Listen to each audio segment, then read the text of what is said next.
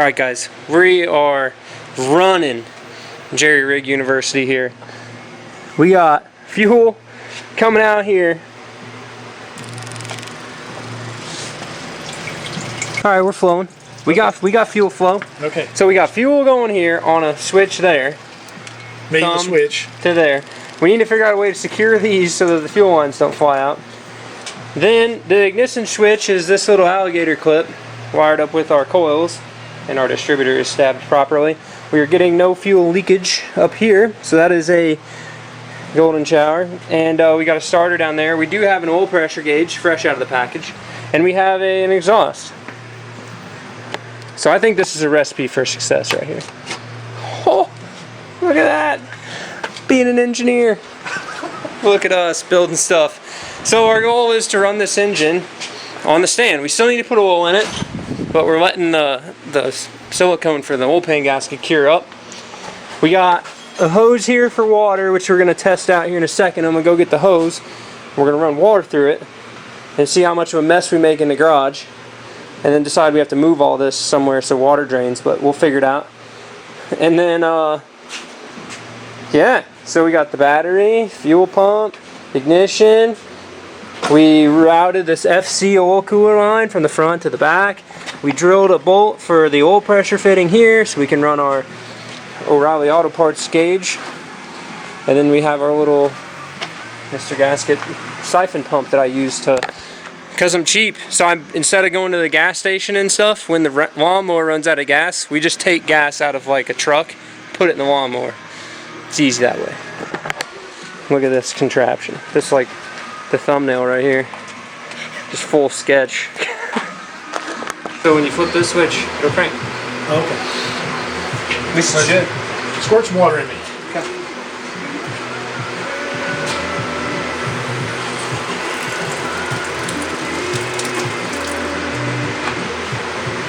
There. Alright, got this in the right place. And shut off. Perfect. It's got water. It's got some water in it. Science. Okay. Alright, let's crank it over so we can get oil pressure. And then we'll coil it.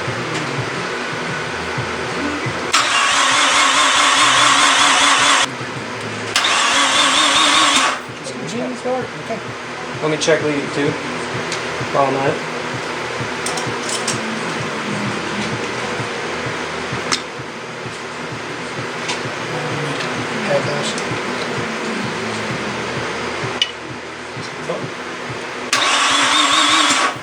We're getting spark. Yep.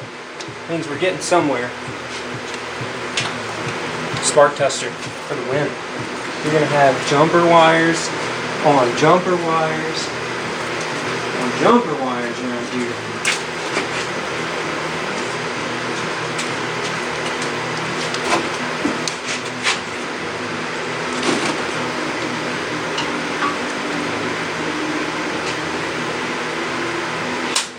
Woo! I touched the loose stand in the closet. That's right on time.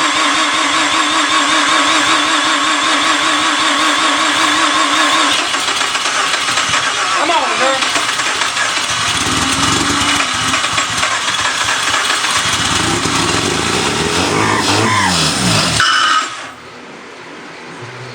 Hey, it made noise.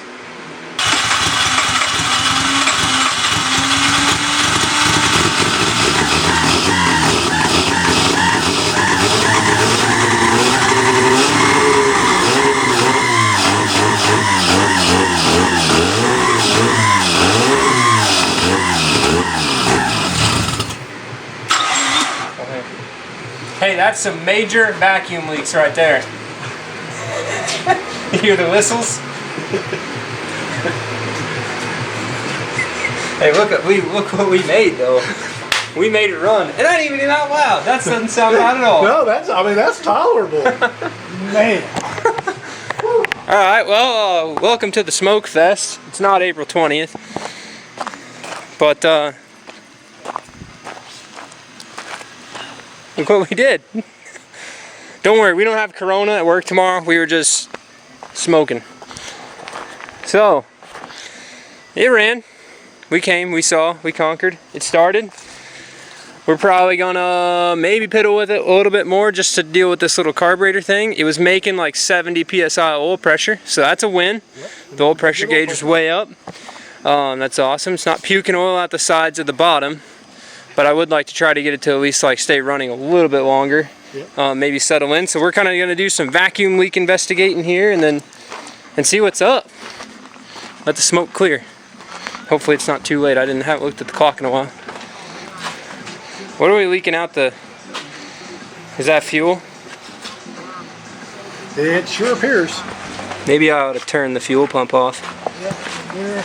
We're making a mess. Yeah, a little bit. I can't tell where it's coming from. Can you? Down the back of the motor. Isn't that fuel? Oh yeah, that's gas. We straight leaking gas. We straight hauling ass. Hauling ass on our Harbor Freight engine stand right across the shop. That's what we doing. Where's that coming from? I don't know. I can't get my light to work. Might be dead. Bet it is. Oh, that stinks. Hey, it looks like coming from the bottom of this intake manifold gasket.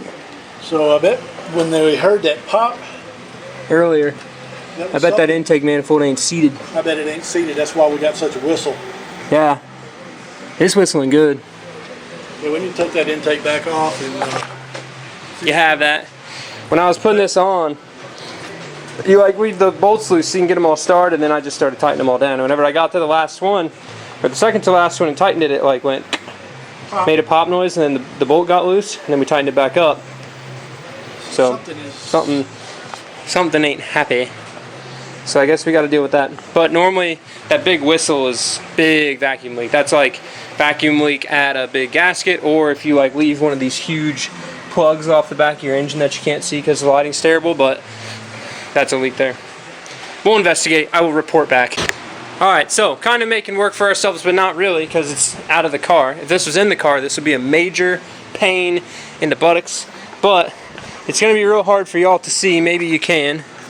If I can get the light shining just right again. Oh yeah, there you can kind of see it. Oh yeah, y'all can't see shit on camera. But basically, right there, I'll put some text on it in the light. You're going to see the seam. And at that seam, definitely a vacuum leak. I can see a gap between the gasket and the engine. So something's hanging up the intake manifold on the block. So we're going to have to pop that back off and check it. Oh, the exhaust gasket could be too tall. It's hitting the bottom of the manifold. put a new one on there. Yep. I bet it's too tall. I bet that's what it is doing. Hold it off. So right up under here, the exhaust. Yep, that could probably be it. So, all right, we're gonna let the smoke clear. Figure that out. Maybe try one more time, and then we'll see where we're at. All right, guys, we found the issue. Super simple. Or is it the right one? Is that the right one? Okay. Notice the exhaust gasket over the EGR port. Basically, we can just take this gasket off, flip it upside down, put it back on. Or actually, I'd flip it upside down. More like flip it right side up. Yeah. Some dummy put it on upside down. We got it on backwards. You'd think that somebody worked. Okay. And then that right there, main power. I'm going back to the Other side. Do I get some water? Yeah. We'll put our drain pan back. Is that about where it goes? Yeah, splash is pretty big. All right, move the welding gloves so they don't get wet. Wearing welding gloves is not cool. Pumping in all my shoes. Is it coming out? Not yet.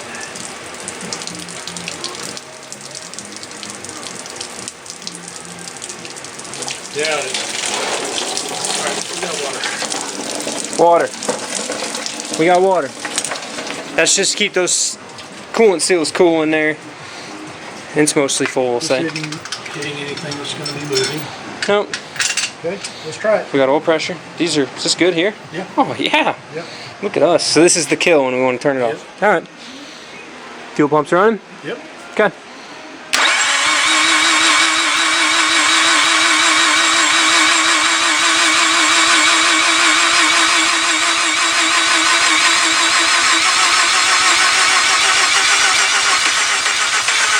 Come on, girl.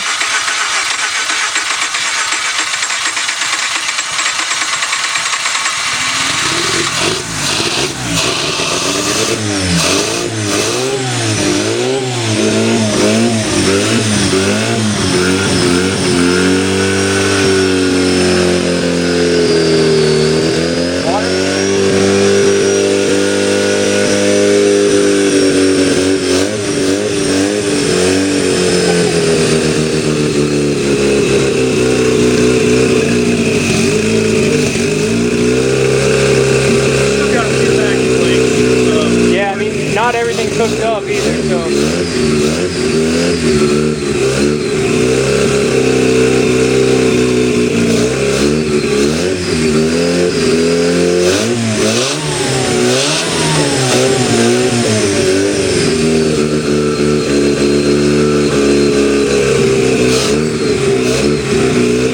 Got good oil pressure, still got water.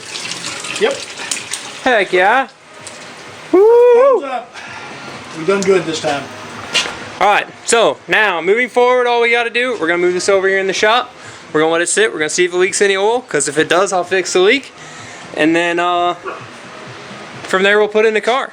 So, that right there is how you run an engine on an engine stand with catalytic converters and a carburetor. Super easy.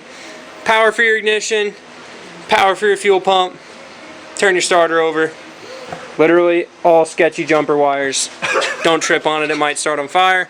And then literally a garden hose that you cut off, run some water through it so that way you don't cook your seals, and you can pretty much pick how long you want to run it.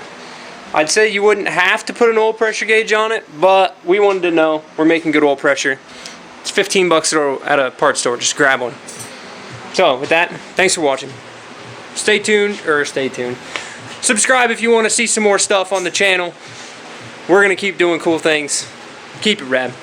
And mad thanks to Charles for spending some time over here with us and getting us sorted out.